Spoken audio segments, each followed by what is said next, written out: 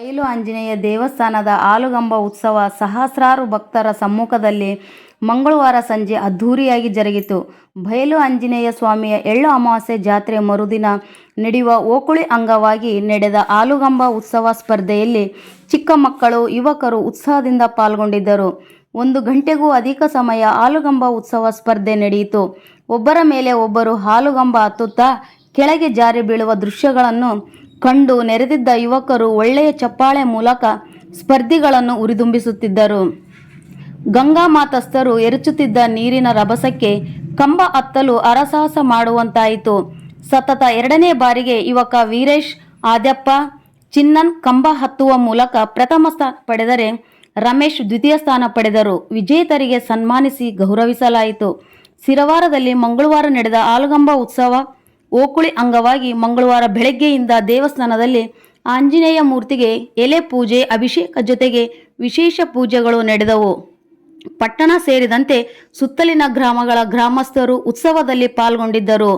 ಸಂಭ್ರಮಿಸಿ ಸಿರುವಾರ್ ಠಾಣೆ PSI Amaresh Patil, PC Mallesh, PC Amaresh ಇತರರು police ಇಲಾಖೆಯ ಸಿಬ್ಬಂದಿಗಳು ಭಾಗಿಯಾಗಿದ್ದರು. ಪ್ರಜಾ ನ್ಯೂಸ್ ಜೊತೆ ಇದಾಯಿ ದೊಡ್ಮನೆ, ಸಿರುವಾರ್. ಧನ್ಯವಾದಗಳು.